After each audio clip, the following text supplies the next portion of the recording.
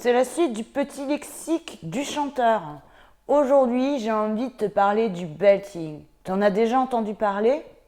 Oui? Et on t'en a dit que du mal. On t'a dit qu'il fallait absolument pas faire ça, que c'était trop, trop, trop, trop dangereux. Ben, on va en parler. C'est quoi le belting? Et est-ce que c'est vraiment quelque chose d'aussi terrible? Peut-être. Et si c'est dangereux, autant le savoir, hein.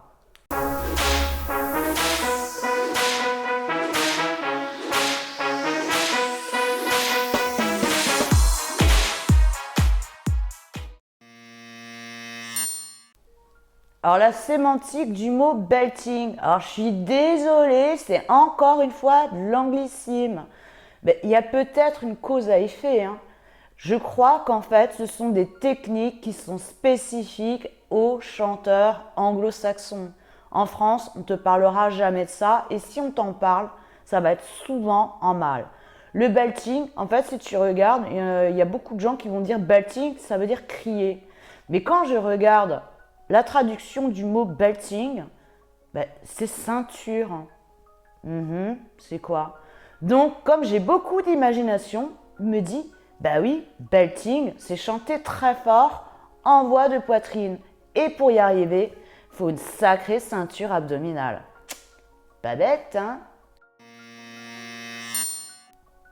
Les plus grands belteurs sont les chanteurs les plus puissants.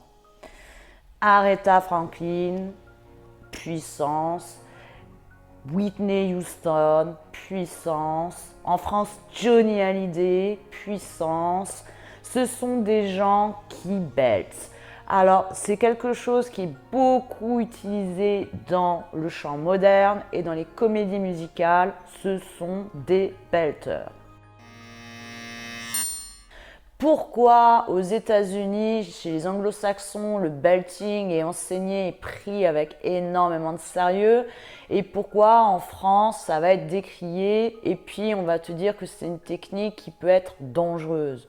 En réalité, n'importe quelle technique mal utilisée peut être dangereuse. Donc souvent, quand on ne comprend pas les choses et qu'on n'a pas forcément les outils pour l'enseigner, on préfère l'éviter en disant n'y va pas, ça craint. C'est quand même dommage de ne pas utiliser le belting parce que sinon ça t'oblige à être soit vraiment dans ton registre lourd et puis dès que tu peux plus aller plus haut, tu passes directement en voix de poitrine. Tu es obligé de changer de registre. C'est pas toujours ce qu'on a envie de faire. Des fois, on a envie de rester en voix pleine, quel que soit finalement l'ambitus de ta chanson. Ah, j'ai réussi à le placer l'ambitus. Tu te rappelles de ce que c'est l'ambitus? Vas-y, dis-moi dans les commentaires. Ok, c'est bien. Donc, ça sert à ça, le belting. Ça te sert à pouvoir développer ta tessiture vocale, de pouvoir chanter dans tes graves, tes médiums et tes aigus tout en restant dans ton registre lourd et avoir cette puissance. T'as compris l'intérêt du belting? Je pense que tu es d'accord avec moi pour accepter que c'est quelque chose qui est quand même intéressant quand on est chanteur. Et la question c'est comment on fait pour y accéder? Est-ce que c'est dangereux? Est-ce que c'est accessible à tout le monde? Alors il faut savoir que le belting, il a quand même une exigence. Cette exigence, c'est quand même une grosse, grosse, grosse énergie. Il faut vraiment être hyper ancré au sol. Il faut avoir une bonne ceinture abdominale, avoir un soutien très costaud et c'est quelque chose qui te demande quand même beaucoup d'énergie, beaucoup plus d'énergie que de chanter en voix de tête. Tout ton corps est investi. Tu vois les belteurs, leur façon d'être sur scène, ils sont musculairement investis. Ça devient du chant sportif. Donc si tu es plutôt quelqu'un de smooth, plutôt moumou et que tu aimes bien avoir les petits papillons dans la tête, le belting c'est peut-être pas pour toi parce que ça demande une vraie exigence en termes d'énergie et ça peut être fatigant musculairement. Faut pas que ça te fatigue la voix, mais quand même, t'es pas en mode tranquille quoi. C'est sportif à mort. James Brown, super exemple, belter. Bah, tu vois comme il était en sueur, Tina Turner, belteuse. Tu vois que musculairement, elle est complètement investie dans ce qu'elle fait. Donc, il faut t'attendre à ça quand tu fais du belting.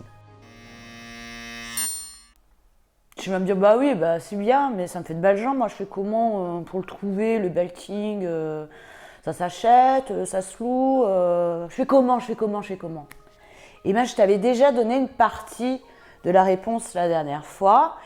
Et c'est le twang. Si tu as réussi à trouver le placement du twang, tu as déjà une très grosse partie du chemin qui est faite. Parce que le placement est quasiment identique. Le twang est plus facile à trouver grâce à sa sonorité. Parce que là, tu captes tout de suite. Le belting, si tu veux y aller tout de suite, le problème, c'est que tu risques de te faire mal.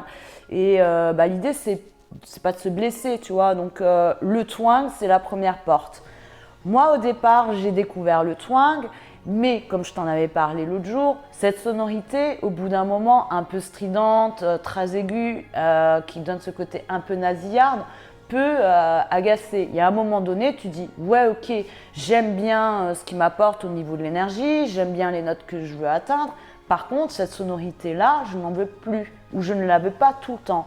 Et c'est à partir du moment où tu vas essayer de modeler ton son de twang, où tu vas gommer de plus en plus cette sonorité nasillarde que tu vas basculer sur le belting. C'est quasiment le même placement et la même technique, c'est juste que la sonorité est différente. Entraîne-toi, trouve d'abord ton twang. Ton twang est plus facile à trouver parce que tu as des astuces.